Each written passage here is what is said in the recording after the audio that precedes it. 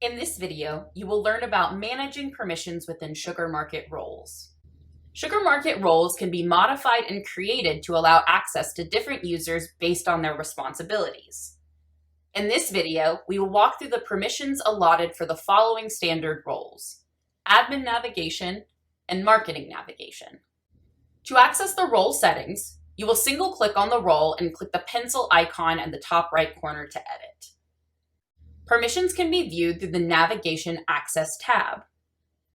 The denied permissions are shown on the left, while the provided permissions are shown on the right.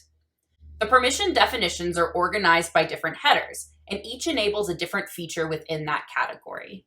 When editing or creating a custom role, you can refer to the User's Roles and Layouts document that is linked to this series. The default for the admin navigation role includes all provided permissions under Navigation Access, as well as the enabled feature of data access.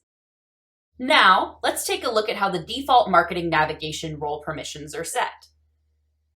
Looking at the top section of this role, you can see that navigation access is turned on, meaning that certain permissions are enabled or denied. You can also see that data access is turned off for this role and cannot be changed. This means that all users assigned to this role will not be able to see what others have created and what records they may own.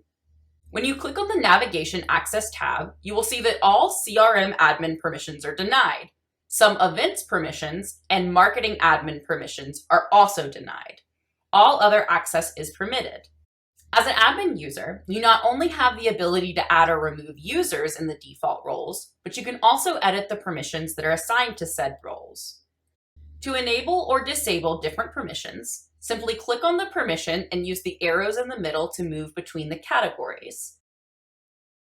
Please note that the second set of double arrows will move all permissions to one side or another, so be cautious when moving things around. If you'd like to learn more about creating a custom role, tune in to the next video in this series.